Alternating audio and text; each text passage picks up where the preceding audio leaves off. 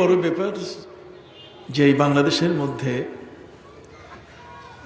ব্যতিক্রম ধর্মী একটি মাজার হযরত গোলাপ শাহ রহমতুল্লাহ আলাই। আমরা সাধারণত উত্তর দক্ষিণে মানুষ দাফন করে থাকি, কিন্তু ওনারটা হলো কি পূর্ব পশ্চিমে। একটি ব্যতিক্রম ধর্মী অবস্থা এখানে।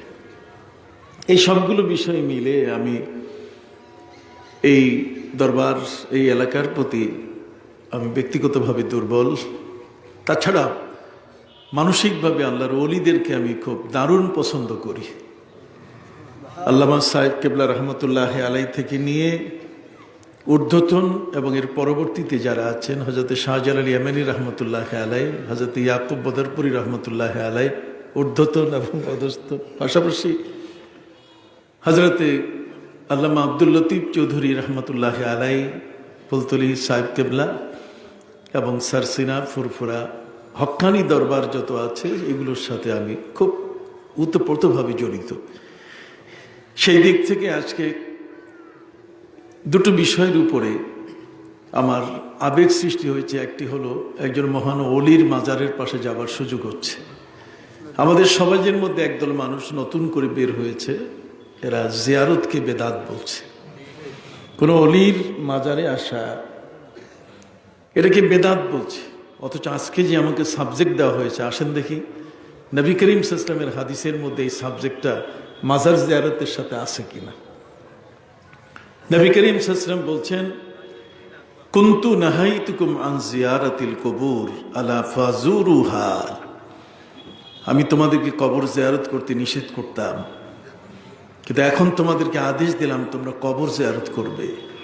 কেন? কবর জিয়ারত করলে ফাইন্নাহা তুযাক্কিরুল আখিরাহ, কবর জিয়ারত করলে তোমার আখিরাত মনে পড়বে।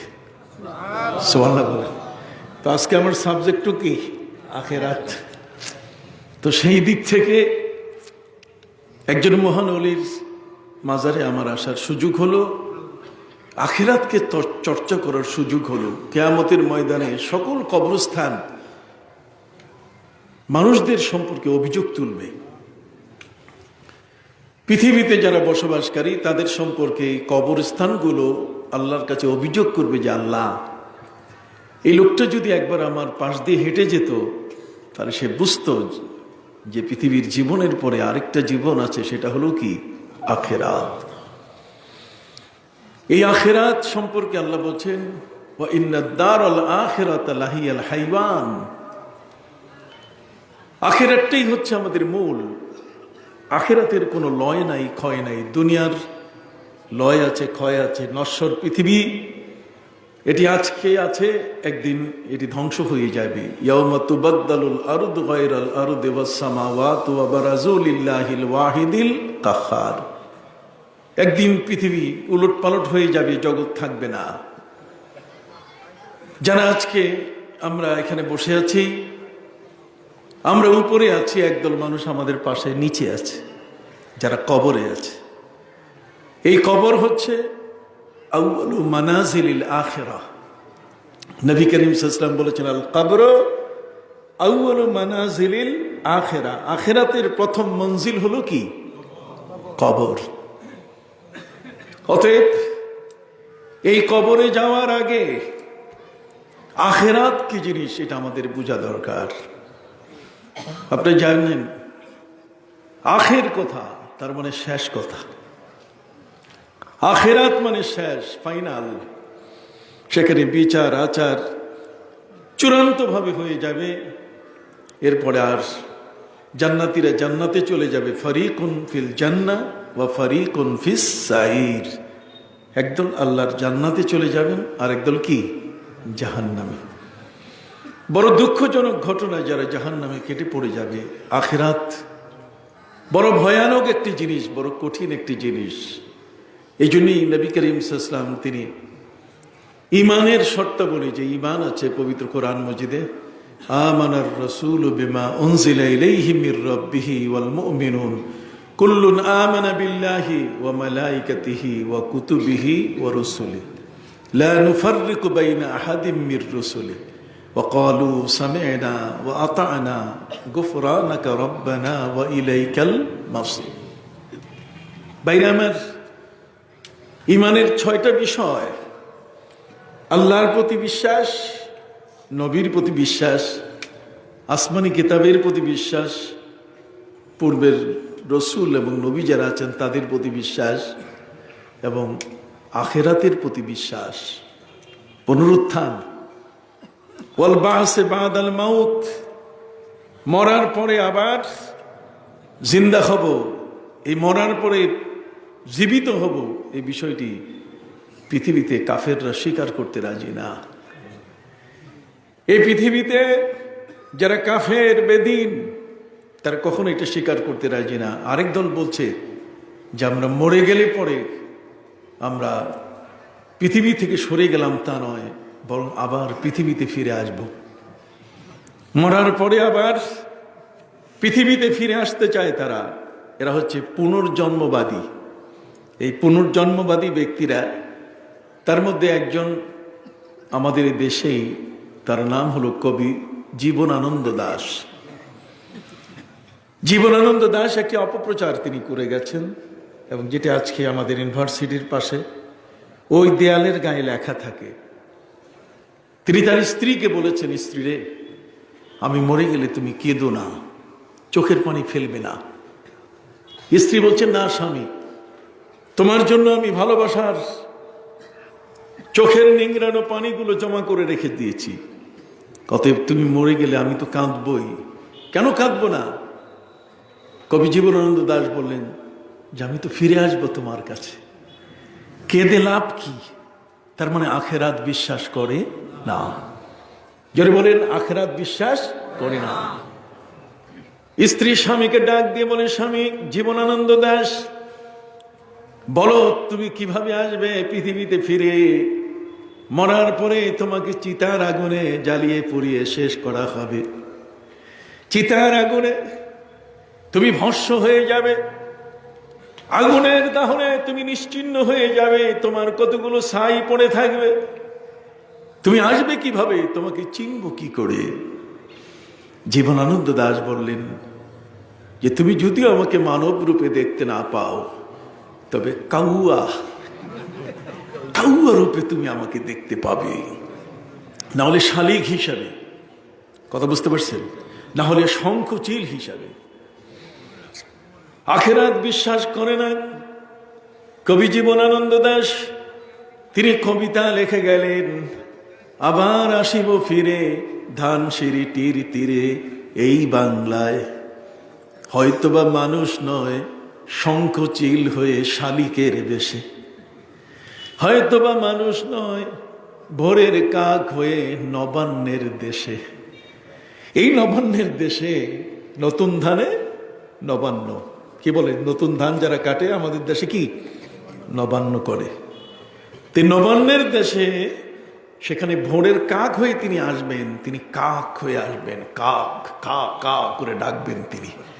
স্ত্রী মনে করবে এটাই বোধহয় আমার স্বামী। নাউজুবিল্লাহি মিন যালিক। সবাই জোরে বলেন না নাউজুবিল্লাহ। এই যে বিভ্রান্তিকর মতবাদ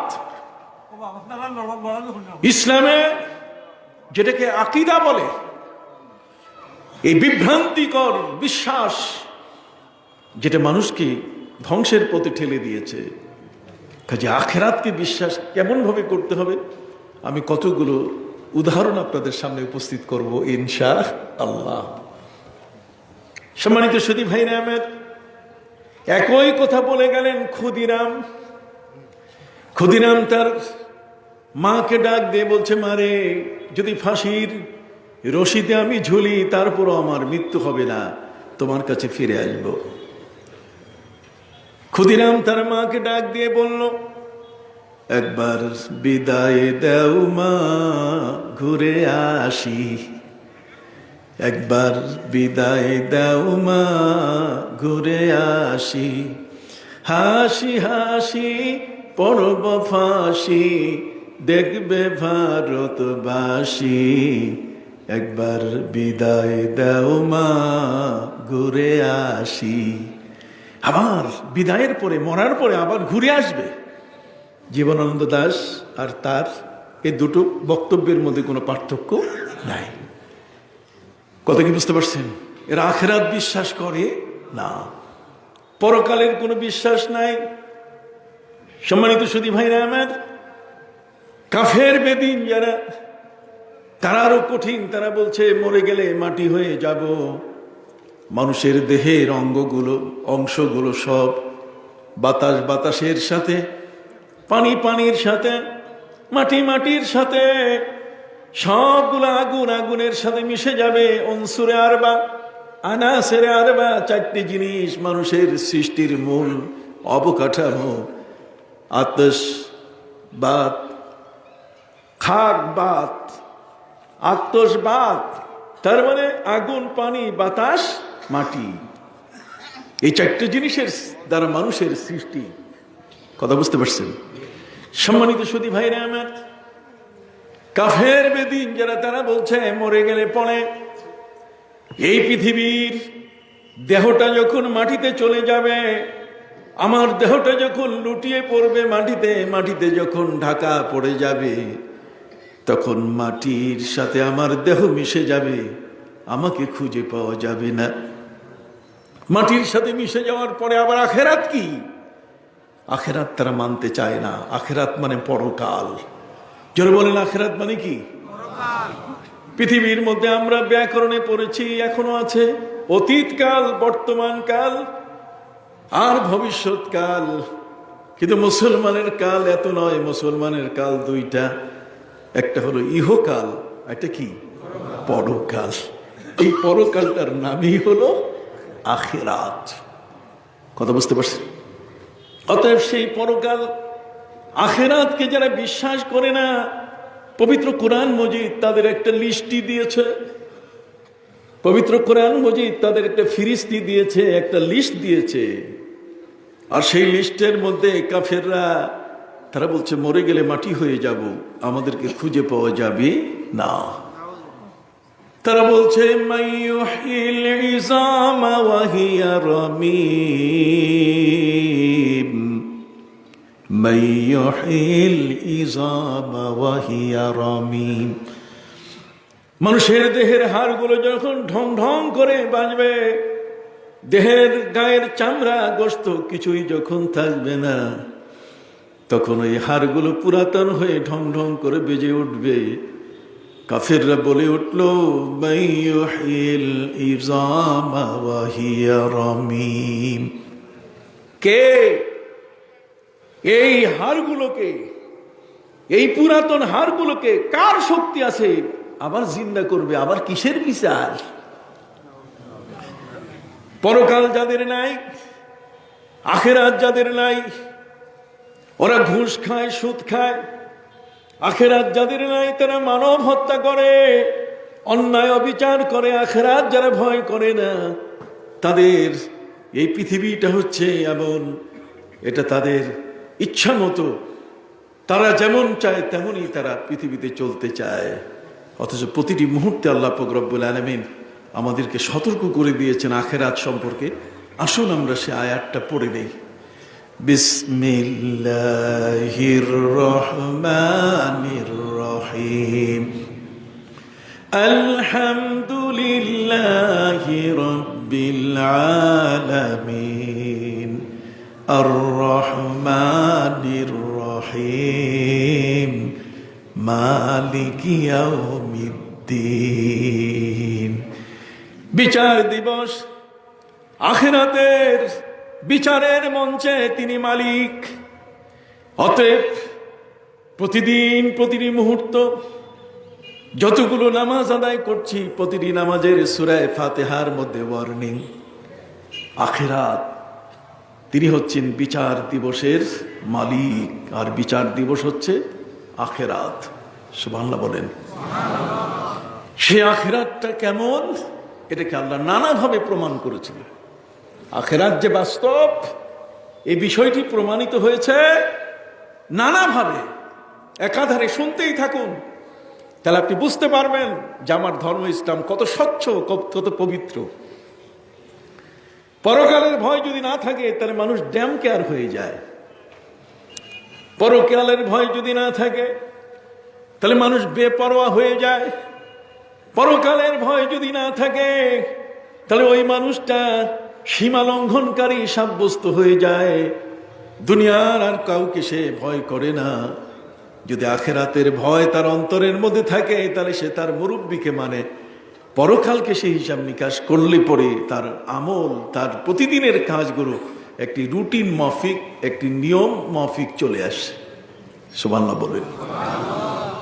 এই জন্যই সম্মানিত শুধু কাফের বেদিনরা বলছে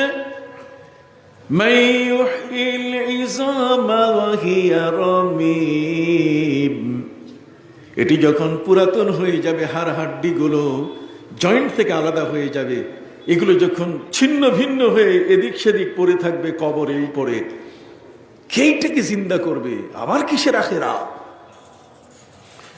আল্লাহ বলেন নবী প্রতিবাদ করেন, যারা আখেরাত মানে না আপনি এখন প্রতিবাদ করেন, না হলে মানুষগুলোকে বিভ্রান্ত করবে। আপনি বলে দেন কুল ইউহিহাল্লাযী আনশা আউওয়াল মাররা ওয়া হুয়া বিকুল্লি খালকিন আলীম। সুবহানাল্লাহ বলেন। হে নবী আপনি বলেন কুল ইউহিহাল্লাযী আনশাহা আউওয়াল মাররা, যিনি প্রথমে বিনা নমুনায় সৃষ্টি করেছেন, এখন তো তার ছবি এসে গেছে, নমুনা এসে গেছে, অবয়ব এসে গেছে কিনা? আমি কি আমাকে গোপন করতে পারবো? এখন আমার ছবি এসে গেছে না? কথা বলেন না কেন? আমার দেহ অবয়ব, আমার একটা দেহ আছে কিনা?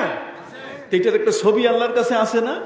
খালি আপনার ক্যামেরার মধ্যে ধরা হচ্ছে তা তো না, এটা তো আল্লাহর ক্যামেরাও ধরা আছে। কাজে আল্লাহ পাক রব্বুল আলামিন তিনি তার নবীকে বললেন নবী প্রতিবাদ করুন।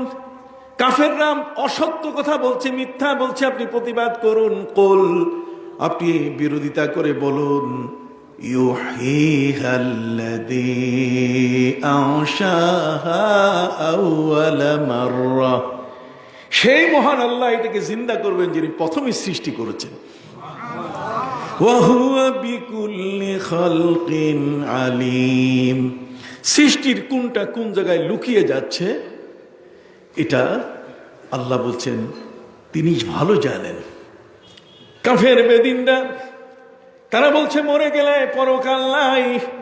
মুহাম্মদ সাল্লাল্লাহু আলাইহি ওয়াসাল্লাম আখিরাতের কথা বলছে, মিথ্যা কথা। তোমাদেরকে কবর থেকে বের করা হবে, আখিরাতে তোমাদেরকে বিচারের সম্মুখীন করা হবে, মিথ্যা কথা। আসুন পবিত্র কোরআন থেকে তারা যে দলিলটা দিয়েছে, কোরআন কোট করেছে তাদের কথা। সুবহানাল্লাহ বলেন। যাতে এই বিষয়টাতে মানুষকে কেউ নষ্ট করতে না পারে, ধারণাগুলো যেন অন্যদিকে ফিরাতে না পারে। কাফেরদের বক্তব্য কোরআন কোট করছে আয়াইদুকুম আন্নাকুম ইদা মুততুম ওয়া কুম ইদা মিততুম ওয়া কুনতুম তুরাবান আন্নাকুম মুখরাজুন হাইহাতা হাইহাতা লিমা তুআদুন ইন হিয়া ইল্লা হায়াতুনা দুনিয়া নামুতু ওয়া নাহইয়া ওয়া মা নাহনু বিমাবউসিন ইন হুয়া ইল্লা রাজুলুন ইফতারা আলাল্লাহি কাযিবা। কাফের বেদিন যারা তারা বলছে রে পৃথিবীর মানুষ, মুহাম্মদ সাল্লাল্লাহু আলাইহি ওয়াসাল্লাম তিনি তোমাদেরকে মিথ্যা ভয় দেখাচ্ছেন। আখিরাতে তোমাদের কবর থেকে উঠানো হবে এ সম্পর্কে তিনি তোমাদেরকে কি মিথ্যা ভয় দেখাচ্ছেন। উনি তোমাদেরকে মিথ্যা ভয় দেখাচ্ছেন। ইয়াইদুকুম, ইয়াইদ শব্দ ওয়াইদ থেকে আসছে। ওয়াইদ শব্দের অর্থ হচ্ছে ভীতি প্রদর্শন করা। আয়াইদুকুম আন্নাকুম ইদা মিততুম, তোমরা যখন নিশ্চিত ভাবে মারা যাবে, ওয়া কুনতুম তুরাবান, দেহটা যখন তোমাদের মাটি হয়ে যাবে, আন্নাকুম মুখরাজুন, আবার তোমাদেরকে বের করা হবে আখিরাতের জন্য, বিচারের জন্য। এটা মিথ্যা কথা, এটা মিথ্যা ভয়, এটাকে ভয় করা যাবে না। আয়াইদুকুম আন্নাকুম ইদা মিততুম ওয়া কুনতুম তুরাবান আন্নাকুম মুখরাজুন। তার মানে প্রতিটি মুসলমান মৃত্যুর দুয়ারে যখন কোনো মানুষ চলে যায়, তখন দুনিয়ার মানুষের উপরে দায়িত্ব হয়ে যায় তাকে দাফন করা, তার জানাজায় শরীক হওয়া। কি বলেন, ঠিক না? একটা মানুষ আখেরাতমুখী হয়ে গেছে, ওই আখেরাতমুখী মানুষটার জানাজায় শরীক হওয়ার জন্য আমার নবী সাল্লাল্লাহু আলাইহি ওয়াসাল্লাম বলেন, লিল মুসলিমে আলাল মুসলিমে সিত্তু খিসাল, একজন মুসলমান আরেকজন মুসলমানের উপরে 6টা অধিকার রাখে, দাবি রাখে। তার মধ্যে যদি সে অসুস্থ হয় তাকে দেখতে যেতে হবে। ফাসাল্লামা ইযা লাকিয়া, দেখা হলে তাকে সালাম দিবে। ওয়ায়াউদু ইলা মারিদা, যখন সে অসুস্থ হবে তখন তাকে দেখতে যাবে। কন্যা সুবহানাল্লাহ। যখন সে হাই দিবে তখন ইয়ারহামুকাল্লাহ পড়বে। আর যখন সে মারা যাবে, ওই আখিরাতমুখী মানুষটার নামাজে জানাজায় সে শরীক হবে। আল্লাহর নবী সাল্লাল্লাহু আলাইহি ওয়াসাল্লাম তিনি বলেন, জানাজার নামাজে মানুষ যত বেশি শরীক হবে ততই ওই কবরবাসী আখিরাতমুখী মানুষটার উপকার তত বেশি হবে। যার জানাজা পড়তে যাচ্ছি তার লাভ সবচেয়ে বেশি, যত জানাজার লোক বেশি হবে। তার মানে সবাই মিলে আল্লাহর কাছে সুপারিশ করছে। ভাগ্যবান পৃথিবীর মধ্যে সবচেয়ে সেরা মানুষের কাতারের প্রথম স্তরের ব্যক্তি আল্লামা সাহেব কেবলা ফুলতলি রহমতুল্লাহ আলাইহি। বালাই হাওরের কান্না সেদিন কিভাবে যে হয়েছিল, বালাই হাওর যে কেঁদে উঠেছিল, এই পৃথিবীর একজন সেরা, একজন বড় মাপের বুজুর্গ দুনিয়া থেকে বিদায় নিচ্ছেন। পুরা হাওর বাওর সব লোকে লোকারণ্য, নেটওয়ার্ক পর্যন্ত বিচ্ছিন্ন হয়ে গেছে। কি বলেন, ঠিক না? লক্ষ লক্ষ মানুষ শরীক হয়েছে। একজন আখিরাতমুখী মানুষ, তার কল্যাণ তত বেশি হবে যত তার নামাজে জানাজায় অংশগ্রহণকারীর সংখ্যা বেশি হবে। সুবহানাল্লাহ। সম্মানিত শুধু এই জন্য আমার নবী সাল্লাল্লাহু আলাইহি ওয়াসাল্লাম বাদশা নাজ্জাশী, ইথিওপিয়ার যিনি শাসক ছিলেন, যিনি স্পিকার ছিলেন, নাজ্জাশী, যে নাজ্জাশীর পার্লামেন্টে মুসলমানরা, সেখানে 80 জন মুসলমান আশ্রয় নিয়েছিলেন। সূরা মরিয়মের তেলাওয়াত হয়েছে। এই নাজ্জাশী মুসলমান হওয়ার পরে এক সময় যখন মৃত্যু হয়, তার হাবেশায় বসে, আবিসিনিয়ায় বসে, তখন নবীজি মদিনা মুনাওয়ারায় প্রায় 3000 কিলোমিটার দূরে। নবীজি সাহাবায়ে ইকরামকে বললেন, সাহাবীরা তোমরা কে কোথায় আছো, আসো, আমি এখান থেকে নাজ্জাশীর জানাজার নামাজ পড়ব। জানাজার নামাজের গুরুত্ব নবী বেশি দিতেন। আখিরাতমুখী মানুষটার জন্য একটু হাত তুলে করা যায় কিনা? আল্লাহুম্মা গফির লি হাইয়িনা ওয়া মাইয়িতিনা ওয়া শাহিদিনা ওয়া গায়বিনা ওয়া সগীরিনা ওয়া কাবীরিনা ওয়া যাকারিনা ওয়া উনসানা।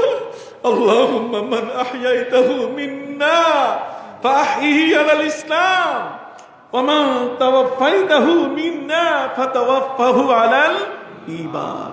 সুবহানাল্লাহ বলো। ভাইরা আমার, আখিরাতের সাইনবোর্ডের শেষ নাই। কাকের গায়ের মতো কালো চুলগুলো কার্পাস তুলার মতো সাদা হয়ে গেল, সোনালী আঁশের মতো সাদা হয়ে গেল দাড়িগুলো। কতক্ষণ বারবার নোটিশ দিয়ে যাচ্ছে, পথ ভুলে হে পথিক কোথায় যাও আর, পথ ভুলে হে পথিক কোথায় যাও আর, একবার চেয়ে দেখো পথ আপনার। তোমার পথ তো ওইটা, ওই যে গোলাপ শাহ রহমতুল্লাহ আলাইহি যেখানে শুয়ে আছেন, তুমি পথ ভুলে কই হাঁটতেছো?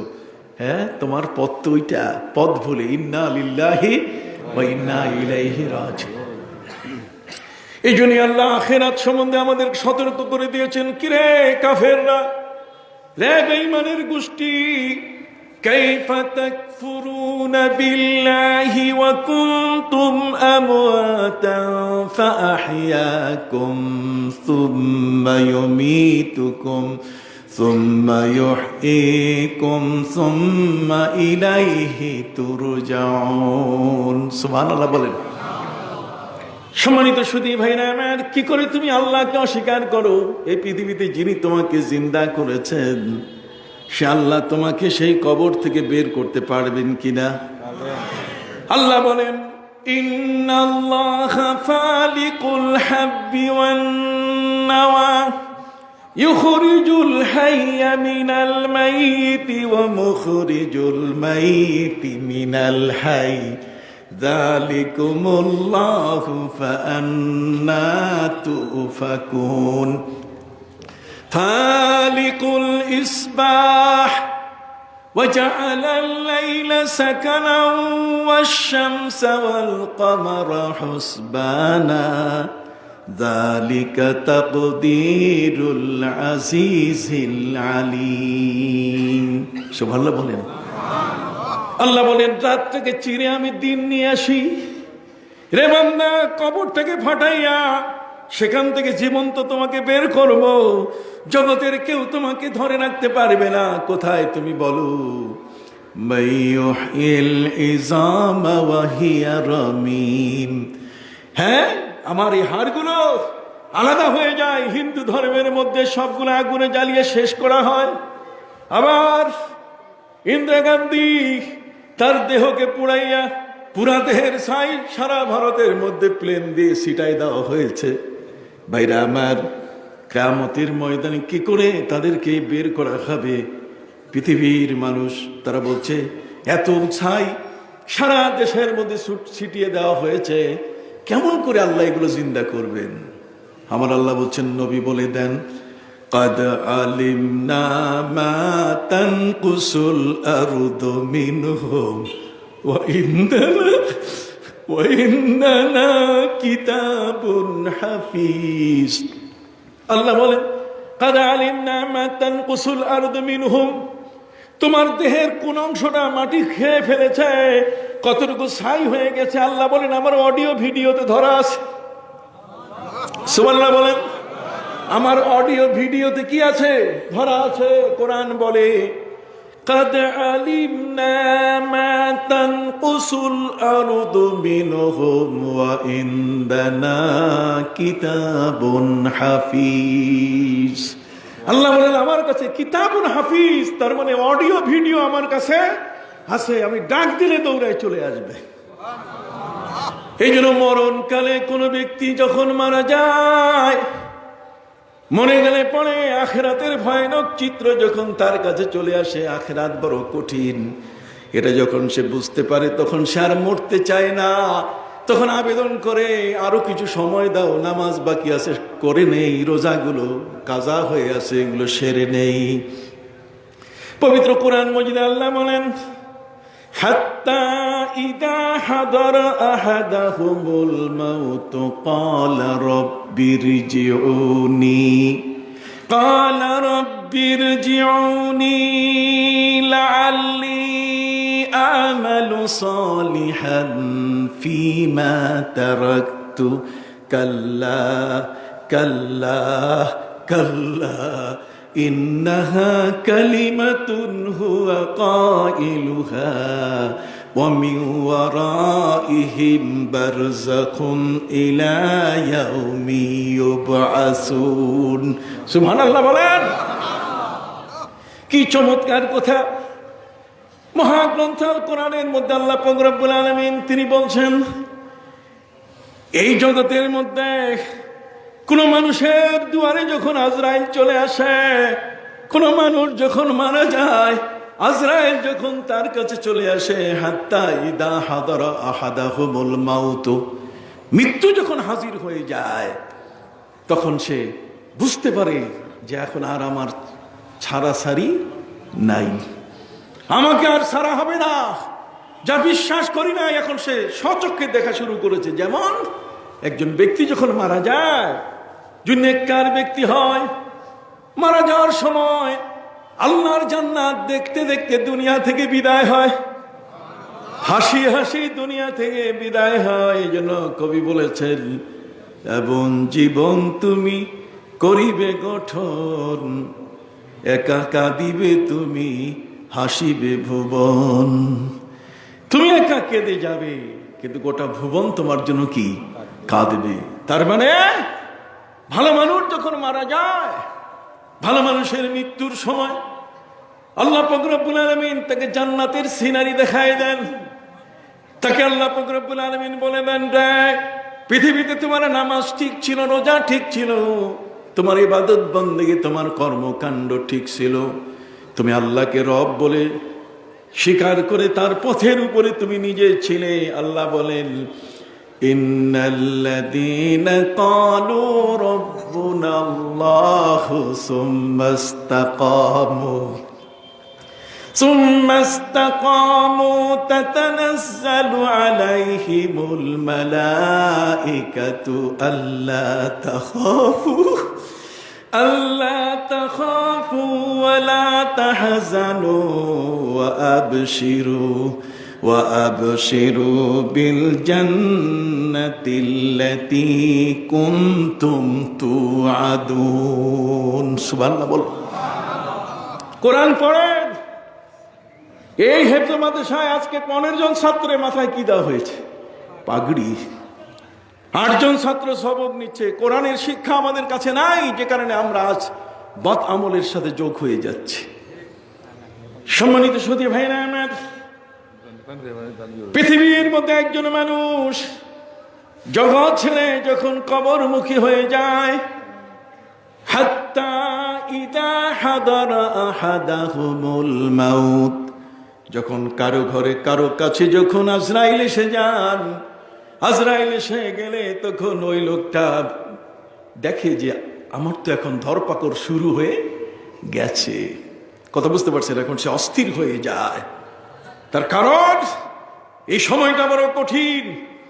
এই সময়ে যদি কোনো ভালো মানুষ, নেককার, সালেহ, দিনদার, পরহেজগার, আল্লাহওয়ালা, বুজুর্গ, যার জীবনে কোনো ত্রুটি নাই, সুদ নাই, ঘুষ নাই, জেনা নাই, বেবিচার নাই, অন্যায় নাই, অবিচার নাই, পাপাচার নাই, কামাচার নাই, সবগুলো থেকে যে লোকটা মুক্ত, তাকে আল্লাহ স্পেশাল ফেরেশতার টিম পাঠাই দেয়। আখিরাত মুখে এই মানুষটার কাছে আল্লাহর ফেরেশতারা এসে বলে, কি রে, তোমাকে তো এখন আল্লাহর কাছে যেতে হবে। আমার নবী আখিরাতকে বরণ করে নিয়েছেন আল্লাহুম্মা বির রফিকিল আলা বলে। আল্লাহ কি উত্তম বন্ধু হিসেবে গ্রহণ করে নবী এই পৃথিবী ছেড়েছেন। কথা কি বুঝতে পারছেন? অতএব ফেরেশতারা এসে দেখবে যে সে কান্নার ভান করছে, তার স্ত্রী, তার ভাই, তার বোন, তার ছেলে, তার মেয়ে, তার স্বজন, তার আপনজনকে রেখে সে এখন চলে যাচ্ছে কাদার ভান। তখন স্পেশাল টিম এসে, আল্লাহর পক্ষ থেকে স্পেশাল টিম এসে বলে যে এরা তো আসতেছে, ওদেরকে প্রবোধ আমরা দেব, চলো মহান আল্লাহ তোমার জন্য ওই জান্নাতের ব্যবস্থা রেখে দিয়েছেন। জান্নাত দেখো, পবিত্র কোরআন এ কারণে বলেছে, ইন্নাল্লাযীনা ক্বালু রাব্বুনাল্লাহু সুম্মা ইসতাকামু, আল্লাহকে রব বলে স্বীকার করেছে এবং ইসলামের উপরে মুস্তাকিম ইস্তেকামাতের সাথে, প্রবল সুদৃঢ়তার সাথে কখনো কোনো মানুষের কথায় কান দেয় নাই, ইসলামের পথে প্রতিষ্ঠিত ছিল, আখিরাতকে প্রাধান্য দিয়েছে, কলিজা কেঁপে উঠেছে সুদের টাকা নিতে, ঘুষের টাকা নিতে। কথা বল না? আরেকজনের জমি আইল ঠেলতে, আরেকজনের অর্থ আত্মসাৎ করতে, আরেকজনের মেয়েটার বিবাহ ভাঙ্গানি দিতে কলিজা কেঁপে উঠেছে যে না, আমি এটা কাজ ভালো করছি না। কেন?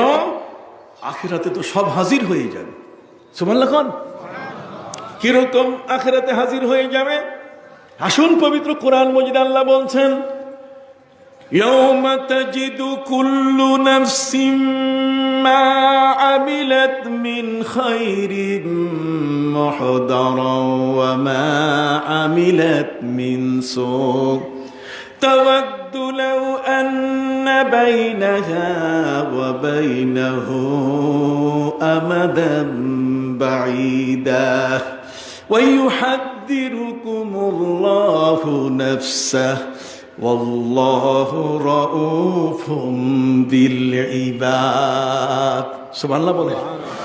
আল্লাহ বলেন, পৃথিবীর জীবনটার পরে যখন আখিরাতের বিচারের মঞ্চ, তার জন্য প্রস্তুতি নেওয়া শুরু হবে। প্রস্তুত যখন করা হবে, তখন ওই মুহূর্তে দেখবি যে তার ভালো আর মন্দ কোনোটাই বাদ যায় নাই। فَمَن يَعْمَلْ مِثْقَالَ ذَرَّةٍ خَيْرًا يَرَهُ وَمَن يَعْمَلْ مِثْقَالَ ذَرَّةٍ شَرًّا يَرَهُ। ভালো আর মন্দ কোনোটাই বাদ যায় নাই। لا يغادر صغيرة ولا كبيرة إلا أحصاها। ভালো আর মন্দ সবগুলো তার সামনে উপস্থিত হয়েছে, কোনোটাই বাদ যায় নাই। কবর থেকে যখন তাকে উঠানো হচ্ছে, তখন দেখে তার সাথে একটা ব্ল্যাক বক্স। আকাশের কোনো প্লেন যদি অ্যাক্সিডেন্ট করে, ব্ল্যাক বক্সটা তালাশ করা হয়, পুরা প্লেনে কি ঘটেছে তার রেকর্ড সেখানে থাকে। এটা আগুনেও জ্বলে না, পানিতেও এটা নষ্ট হয় না। অতএব কোনো মানুষ যখন মারা যায়, এই দুনিয়ার সমস্ত আমলনামা এর খতিয়ানগুলো অক্ষত অবস্থায় রাখার জন্য আল্লাহ তাআলা তার জন্য একটা ব্ল্যাক বক্স দিয়েছেন।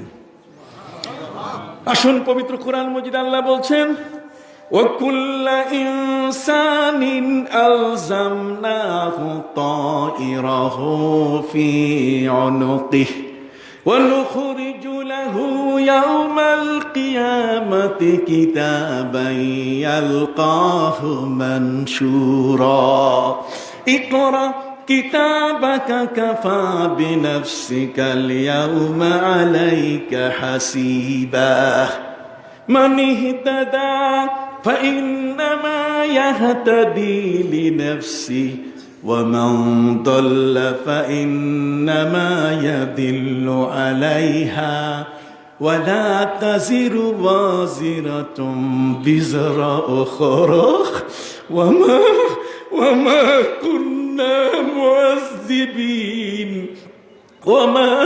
كنا معذبين حتى نبعث رسولا।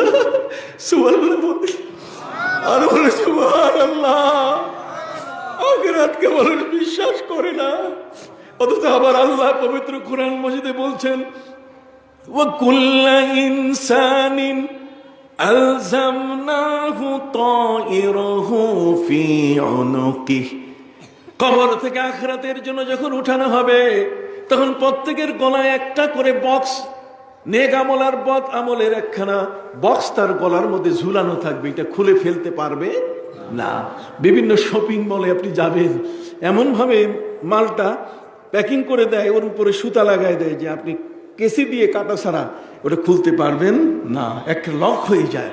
অতএব এমন ভাবে আল্লাহ পাক রব্বুল আলামিন লক করে দিয়ে দিবেন যে এই আমলনামা তার গলা থেকে সরাইতে পারবে না। এগুলো নিয়ে আখিরাতে উঠবে। আল্লাহ বলেন, وَكُلَّ إِنسَانٍ أَلْزَمْنَاهُ طَائِرَهُ فِي عُنُقِهِ وَنُخْرِجُ لَهُ يَوْمَ الْقِيَامَةِ كِتَابًا يَلْقَاهُ مَنشُورًا। কিয়ামতের ময়দানে যতটুকু ভালো করেছে মন্দ করেছে সবগুলো তার সামনে হাজির করা হবে। আল্লাহ বলবেন, এটা তোমার নামায়ে আমাল, এটা তোমার রেজিস্টার এসিআর। ইকরা কিতাবাকা, তোমার কিতাব, তোমার আমল নামাটা তুমি পড়ো।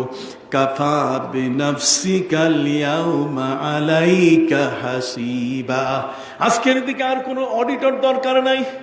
আজকের দিকে কোনো তোমার এটা অডিট করার মতো কারো দরকার নাই। এটা অডিটকৃত। তুমি ভালো করেছো মন্দ করেছো সবগুলো এখানে দেওয়া আছে। ইকরা কিতাবাকা কাফা বিনাফসিকা ইয়াউমা আলাইকা হাসিবা। মনে রাখবে, মান ইহতাদা ফাইন্নামা ইয়াহতাদি লিনাফসি। যাকে আল্লাহ হেদায়েত দিয়েছেন সে তার গোটা জীবনের জন্য হেদায়েত করেছে। ওয়া মান দাল্লা ফাইন্নামা ইয়াদিল্লু আলাইহা। আর যে পথভ্রষ্ট হয়ে গেছে সে আর জীবনে ভালো কথা শুনে নাই। কবরে যাওয়ার আগ পর্যন্ত আর ভালো কথা শুনে, যে তার কাছে গেছে চুরি শিখেছে, না ডাকাতি শিখেছে, না হলে ইয়াবাখোর হয়েছে, নাহলে মদখোর হয়েছে, নাহলে চোর হয়েছে, নাহলে পান্ডা হয়েছে, নাহলে চান্দাবাজ হয়েছে, নাহলে গুন্ডা হয়েছে, নাহলে এই ধরনের পাপী গুনাহগার সোহবতে সালে তোরা সালে কুনাত, সোহবতে তলে তোরা তলে কুনাত। অতএব ভালোর সাথে মিশলে ভালো হওয়া যায়। সৎসঙ্গে স্বর্গে বাস, আর অসৎসঙ্গে সর্বনাশ। কথা বুঝতে পারছেন? অতএব একটা মানুষের যখন মৃত্যু হবে, আমি কতগুলো দলিল দিতেছি, আজকে সাথে নিয়ে যাবেন। এই দলিলগুলো আপনার জীবনে কাজে লাগবে। সম্মানিত সুধী ভাইরা আমার, পৃথিবীর মধ্যে কোনো মানুষ যখন দুনিয়া ছেড়ে চলে যায়, সেই দুনিয়া ছেড়ে চলে যাওয়া মানুষটা যে কত বড় অসহায়। নবীজি বলেন, কবরে দেওয়ার পরে কোনো লোককে ছেড়ে এসো না, বরং তার জন্য তাসবিতের দোয়া করো। কিসের দোয়া? তাসবিত। জোরে বলেন, কিসের দোয়া? না না, হইল না, একটু জোরে বলেন, কিসের দোয়া? তাসবিত। তাসবিত মানে আল্লাহ যেন তাকে শক্ত রাখেন, তাকে কবরে যেন শক্ত রাখেন। তিনটা প্রশ্নের উত্তর, মা রব্বুকা ওয়া মা দীনুকা ওয়া মান নাবিয়ুক। অতএব তোমার রবকে, তোমার ধর্ম কি ছিল, তোমার নবী কে ছিলেন। এই ইউসাব্বিতুল্লাহুল্লাযীনা আমানু বিল কওলিস সাবিত, পবিত্র কোরআনের আয়াতের মধ্যে বলছে তাসবিত।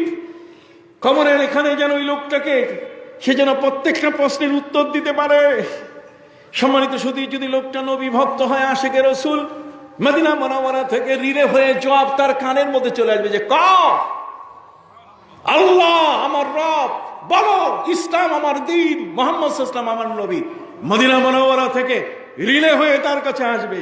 আর যদি সে দুনিয়ায় বেপরোয়া চলে, দুনিয়ার মধ্যে যদি কারো তোয়াক্কা না করে, দুনিয়াটা হাতের মুঠোয়, আল্লাহ রসুল কিছু মানে না, তাহলে কবরে গেলে ফিরিস্তা বলবে, ক আমি তোর রব। নাউজুবিল্লাহ। হ্যাঁ, তখন শয়তান বলবে যে বল আমি তোর রব। শয়তান বলবে আমি তোমার ধর্ম। কতক্ষণ? শয়তান নিজের পরিচয় যা শিখাই দিবে সর্বনাশ। কতক্ষণ না? হা হা লাদ্রি, উত্তর দিতে পারবে না, অপারগ্য হয়ে যাবে। অতএব সম্মানিত সুধী, কোরআন বলছে হাত্তা ইদা আহাদাহুমুল মাউত, যখন মৃত্যু এসে যাবে, তখন আল্লাহর কাছে বলবে রব্বির জিউনি লাআল্লি আমালু সালিহান। আল্লাহ তুমি আমাকে একটু সুযোগ দাও, একটু সুযোগ দাও, একটু সুযোগ দাও, আমি আমলটা করে যাই, নাহলে আখেরাত তো আমার বড় কঠিন হবে। সেই সুযোগ কি আছে? সবাই হাত তুলে বলেন, সুযোগ আছে?